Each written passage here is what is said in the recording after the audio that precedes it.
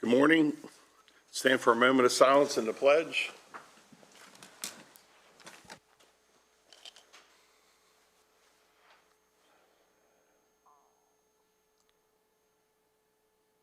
And now the pledge. I pledge allegiance to the flag of the United States of America and to the republic for which it stands, one nation, under God, indivisible, with liberty and justice for all. Morning, everyone. I'd like to call our meeting to order. Approval of minutes, January 25th, 2022. Chris, I think you made some adjustments or something. Commissioners, any other comments? Motion to approve. Second. First and a second. Any other comments? If not, all in favor say aye. Aye. Aye. 4-0. Commissioner reports and comments. Vice President Baker. Good morning, everyone. It's great to be here. Hope everybody's been staying warm the last 10 days, and heat's on the way. But I'd just like to congratulate all of the awards recipients at the Clear Spring Volunteer Fire Company this past Saturday evening. It was a great awards banquet, well-deserved, and just wanted to thank the organization at Clear Spring Volunteer Fire Company for inviting me. Have a good day. Thank you. Commissioner Burkett. I'll echo what Terry just said on the Clear Spring Fire Department. Just real quick, during MACO's meeting last week, we discussed 13 bills. This week we'll be addressing 42 bills. I know early on, Commissioner Klein wanted to make sure I was aware of the commitment involved in being on that committee, and you weren't wrong. Hey, are they making you Zoom? Are they all mostly Zoom, or do you have in person? Right now it's Zoom. Okay. But even at that, I've really been enjoying that, being on that committee. And so one bill, though, that was not taken up by MACO, but was brought to my attention by a concerned citizen on Saturday was House Bill 181. This was a bill aimed at taking any reference to God out of Maryland's Constitution and uses in oaths and affirmations. I was pleased to hear yesterday that that bill was shot. Wasn't shot down, but it's dead. It was pulled. They withdrew it. Yeah, they withdrew it, and so that was good to hear. And then finally, I met with the city of Hagerstown's captain last Friday for lunch. Had a very good lunch with him for about an hour and a half. We sat and talked about. He educated me on their system, how they do things, and maybe some background on previous history between the county and the city. You know, one thing that I did hear, and I heard this early on, was that the city receives about half of what our county firefighters receive. And so hopefully maybe we can look at increasing that in this budget cycle. And that's all I have. Commissioner Wagner. Good morning. I do thank Clear Spring for all they do for the community and their award winners. Congratulations.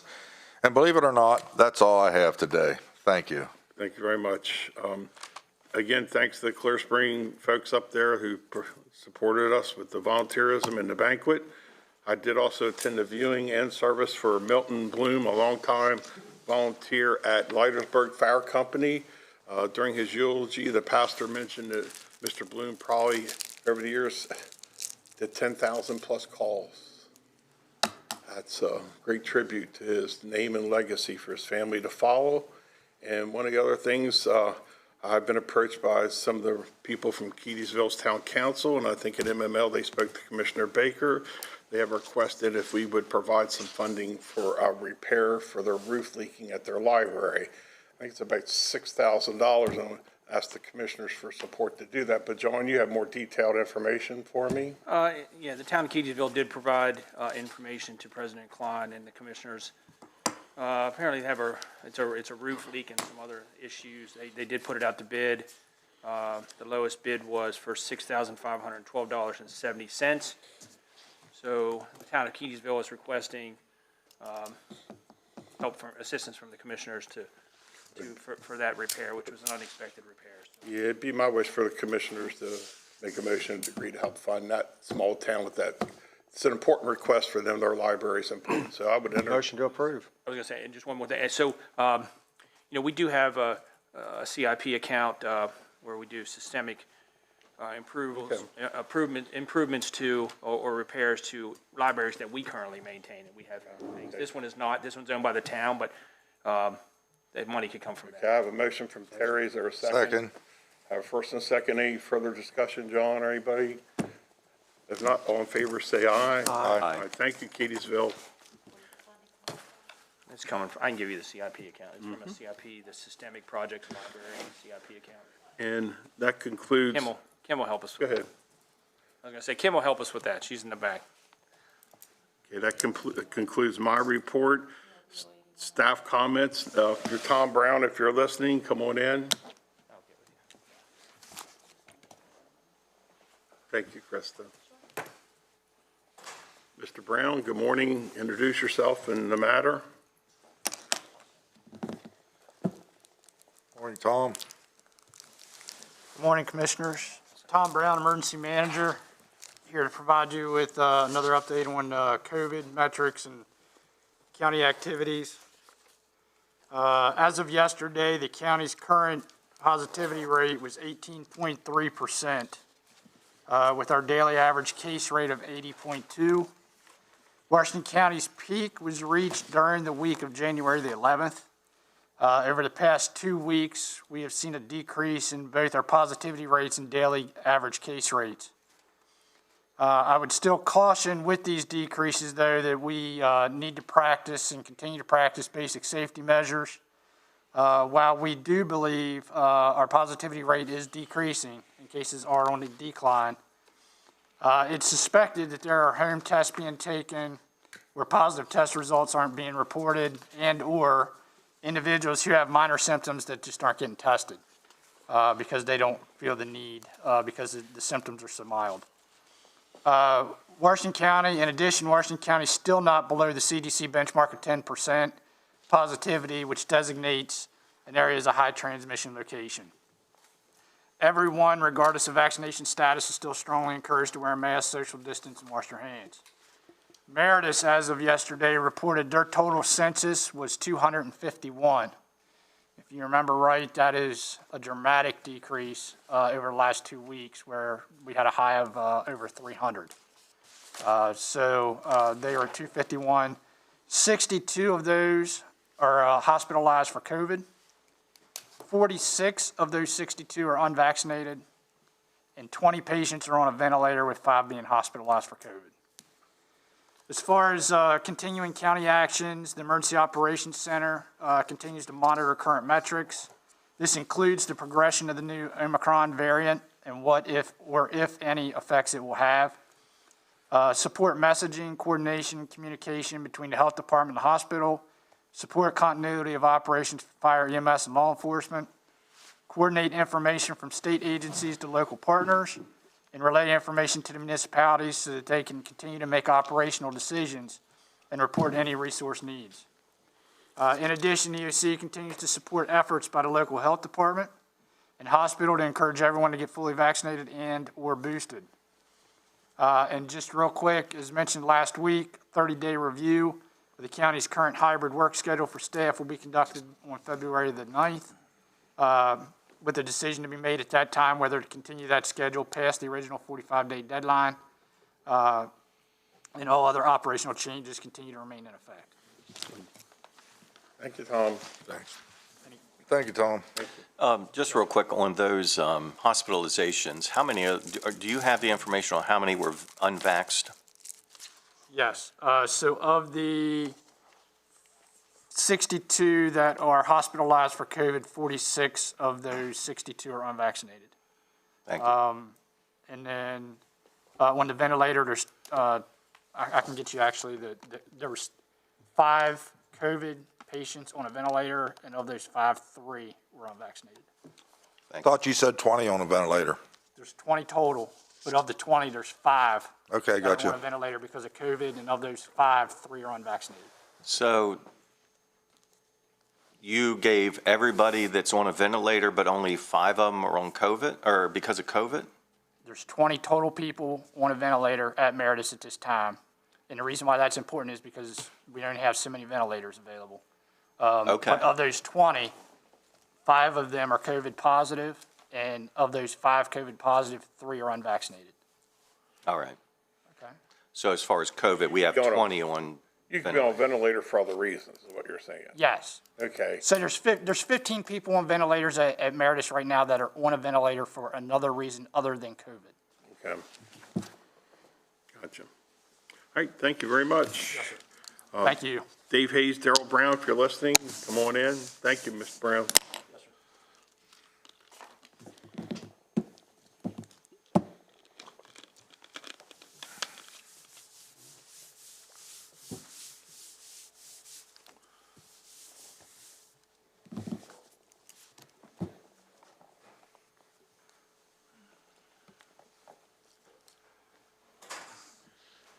Gentlemen, good morning. Please introduce yourself and the matter.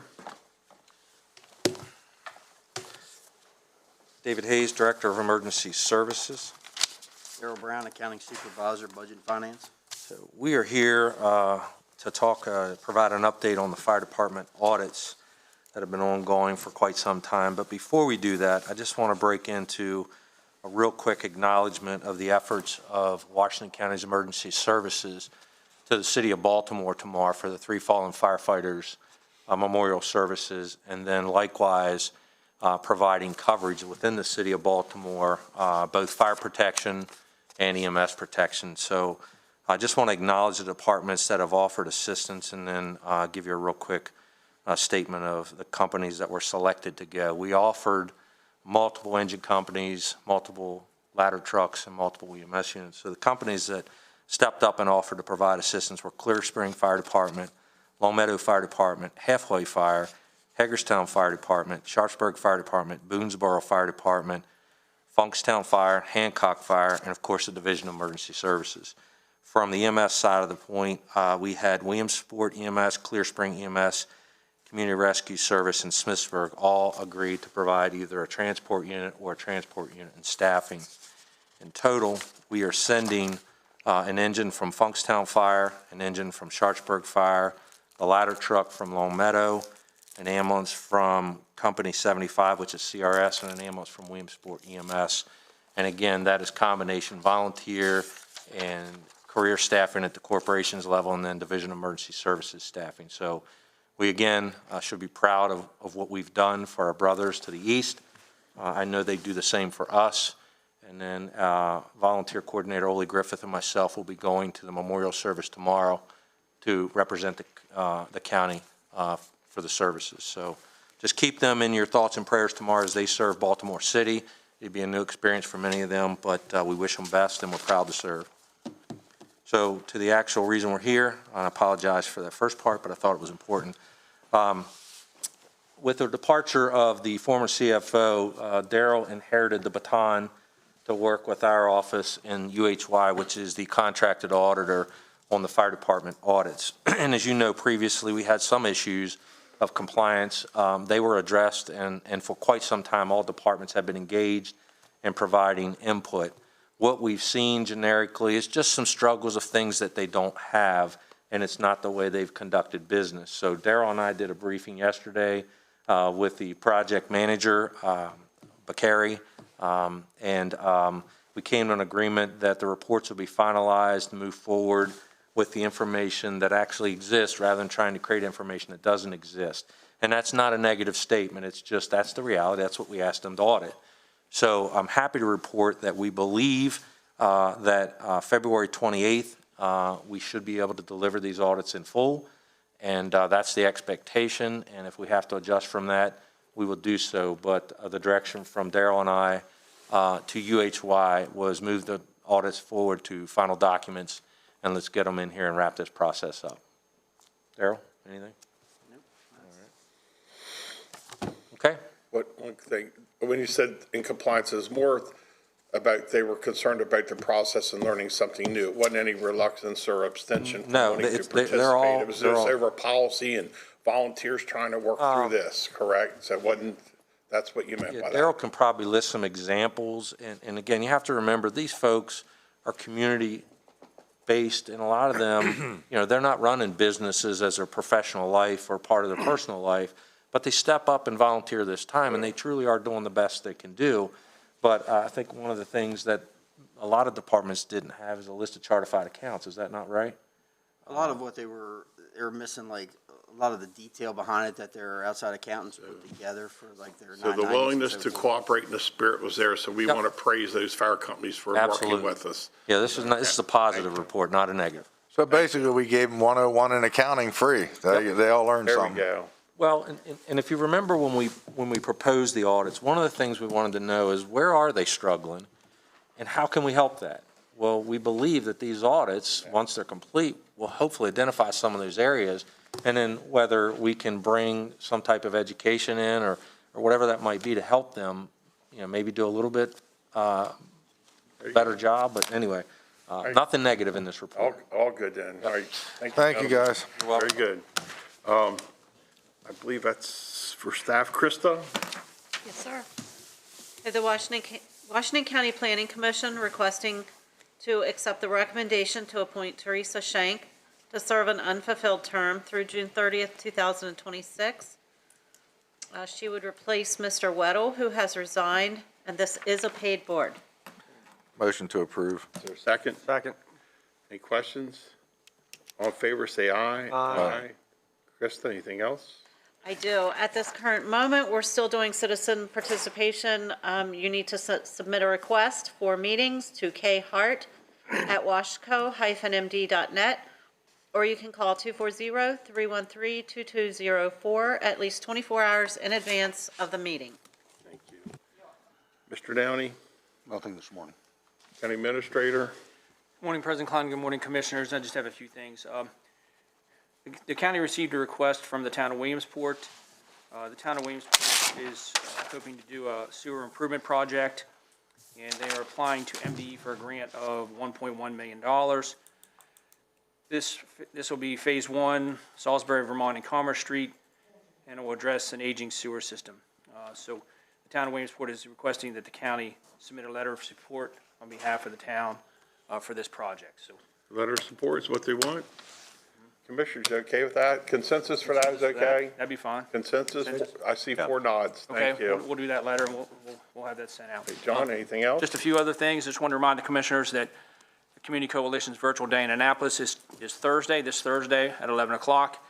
As you recall, we normally go to Annapolis, but we can't do Annapolis this year, so it's a virtual. You should have received the link for that. We're encouraging everyone, as many people as we can, to get on there. Could you send the link back out just to Yeah, do remind that us? as a reminder to everyone. So we're on there. Yeah, we will forward that link to everyone. Looks like there's going to be some good representation from the legislature on this virtual call. So, also, I think you may all get these emails about the local delegation meeting tomorrow morning at 9 a.m. If you're interested to get on that, that'll also be virtual.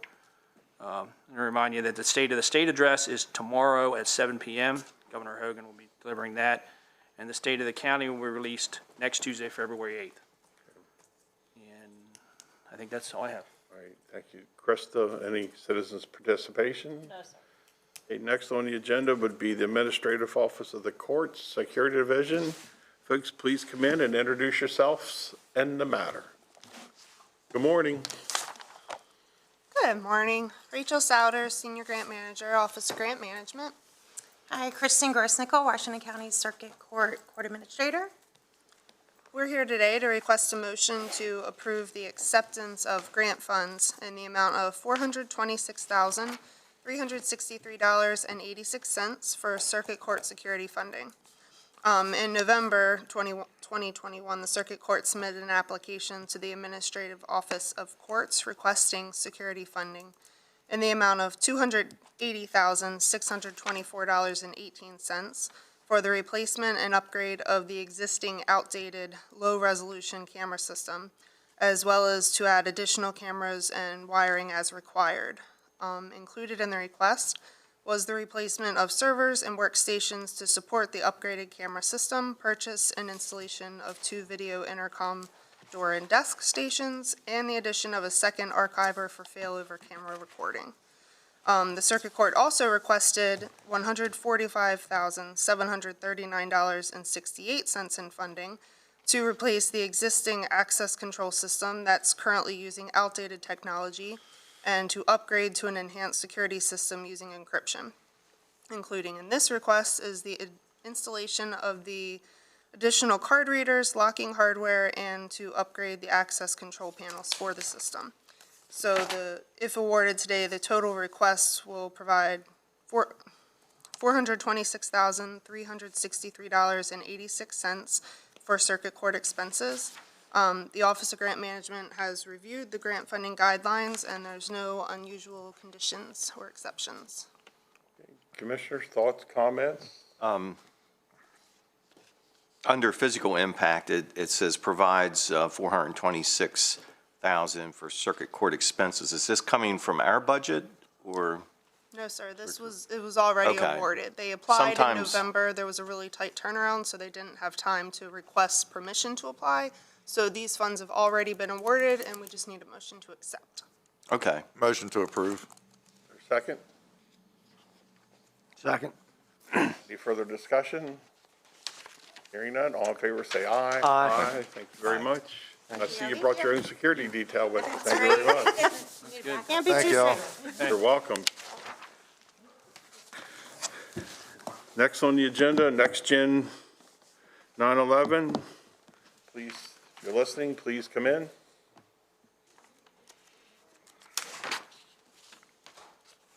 Good morning, sir. Please introduce yourself and the matter. Yes, Bud Goodmanson, GIS Manager for the county, and this is the NEXTGEN 911 Addressing Authority MOU acceptance. So as you are probably all aware, Next Generation 911 is a nationwide coordinated effort to move 911 to the next level of technology. A local or regionally managed infrastructure to route the 911 calls is planned. In addition, the address database will be maintained in a GIS or a map format. The Planning and Zoning Department maintains the master address database in GIS format for the entire county and is responsible for assigning new addresses in the county areas as needed. The county should be the responsible addressing authority to ensure this is done accurately and consistently across the county, especially as it relates to prohibiting new duplicate road names in the small towns. The Commissioners approved the wording on an MOU in May of 2019 to transfer authority for address assignments and maintenance from the 8 smaller municipalities to the county.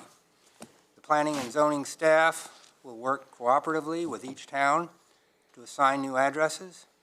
Each town was presented with the MOU and 6 signed it. However, under the advice from the town attorney for Williamsport and Funkstown, they refused to sign the MOU as it was written, objecting to the clause which discusses making changes to existing road names to eliminate duplication. That portion of the text stating that the county will work with the towns on the changes. We have tried to do this so far, but when met with resistance by a town, the names were not changed anyway. We feel that an MOU is needed for future addressing assignments, even if old names are not changed. We brought this matter before the board on July 13th of last year to modify the MOU to remove that section for Williamsport and Funkstown. The board asked that those towns look at it first. They were presented to the towns, and they approved and signed it. Both MOUs are now ready for the board's signature to complete the agreements. So I'm requesting a motion to approve both MOUs with the towns for the county to assign addresses. So just any question I have, the bottom line is that we don't, if we have duplicate streets, Main Street, and we're not changing that. Correct. We would ask them to, but have no authority. We have no authority to make them change those duplications. Right. Okay, But we don't want them to create any more duplications in the future. exactly, okay. But what's there stays there. Yeah, that was a concern of mine, so. Right. So if they didn't sign it, they're not being included, correct? Everyone has signed it. There's 2 versions. Okay, gotcha. The other question I had, leave Mr. Downey, I had some signatures on there from the late Paul House, and some signatures from Hancock. Those people are no longer there. Are those appropriate, or should those signatures be updated? Because as you go down to the bottom of the page, you have Sharpsburg, who crossed out signatures and signed current. So how's that work? The individuals had authority to At that time? bind the town at the time they executed it. This is simply a formality that we're bringing it back to the commissioners, so the minutes clearly reflect that the county is taking action to enter into the MOUs. Okay, that clears that up, just didn't wait. Motion to approve. Is there a second? Second. Any further questions? All in favor, say aye. Aye. Aye, 4-0. Thank you very much. Thank you. Next up, Chris Boggs, please come forward. Introduce yourself in the matter.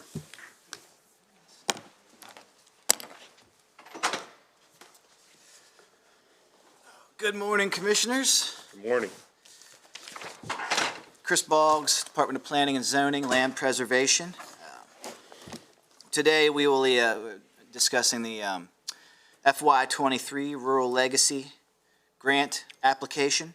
A little background on the program. Rural Legacy, at this point, I think we can say is one of our flagship programs in the county, along with the MOUth program. We've got over 8,100 acres preserved through Rural Legacy alone, which is a significant chunk of the total of the 37,000 plus acres we've preserved.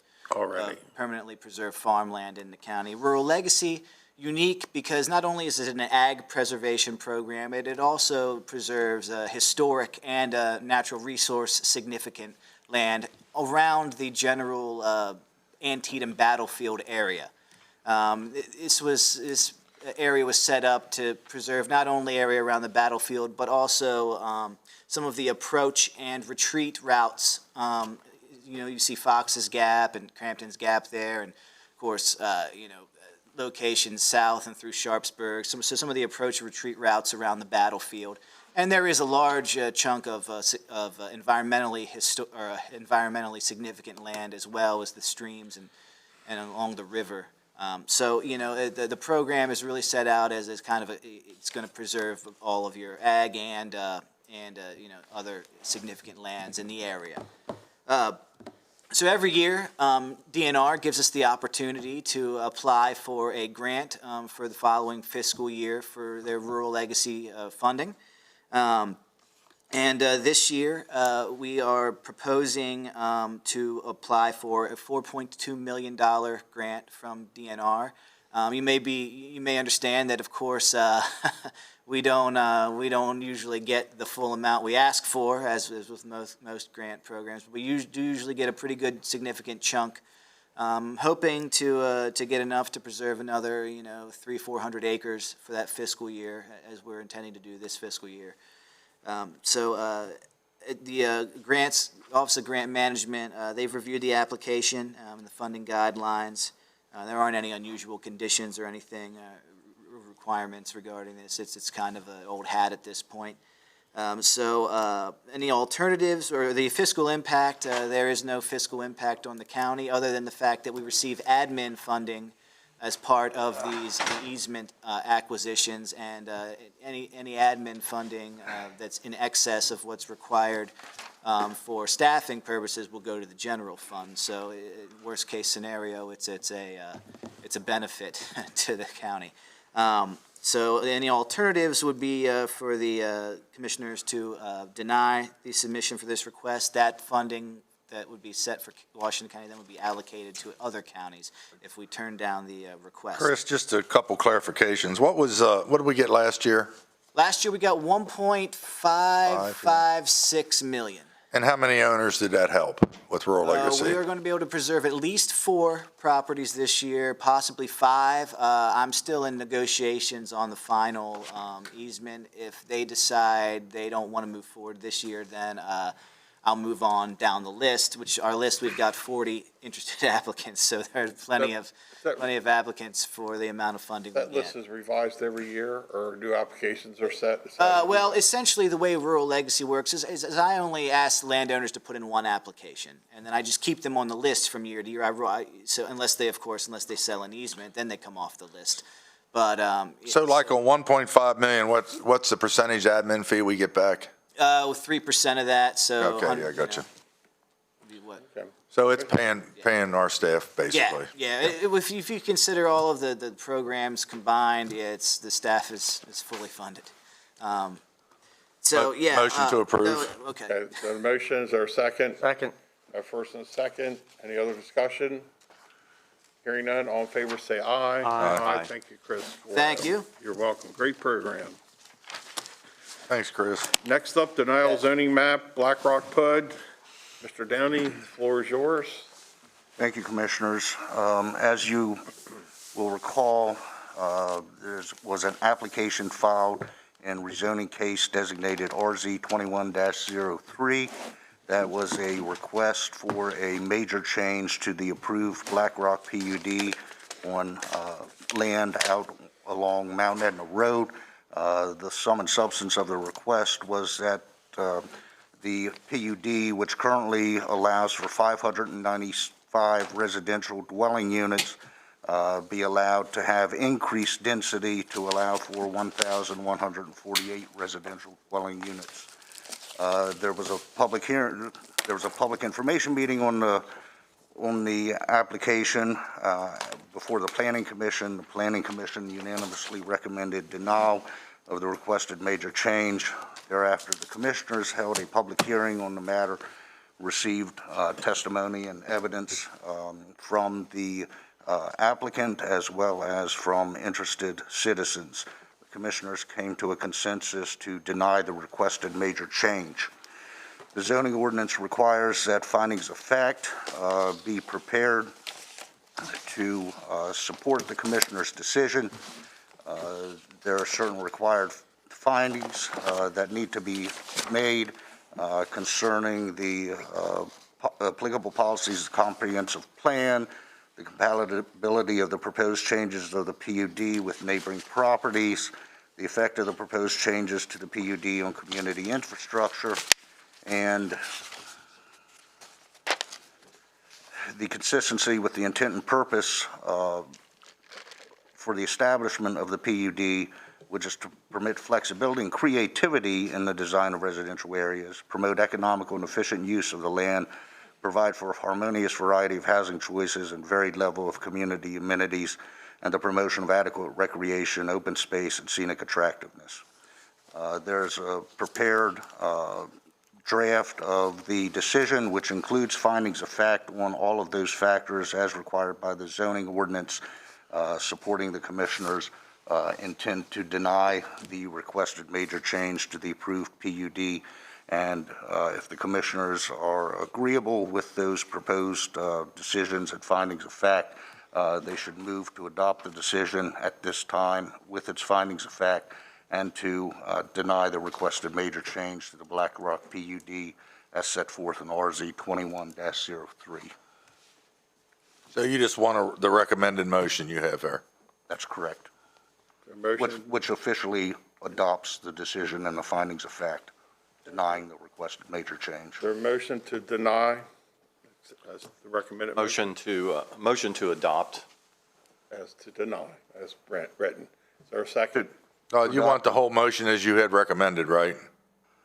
Yeah, you're adopting the decision and findings of fact, which is in essence denying the requested major change. Yeah.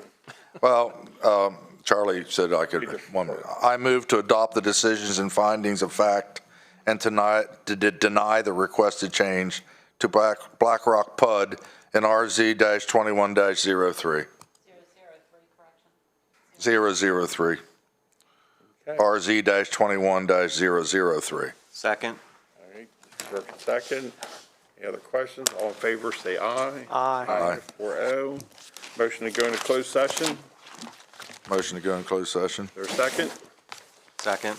All in favor, say aye. Aye. Aye. Aye. We're off the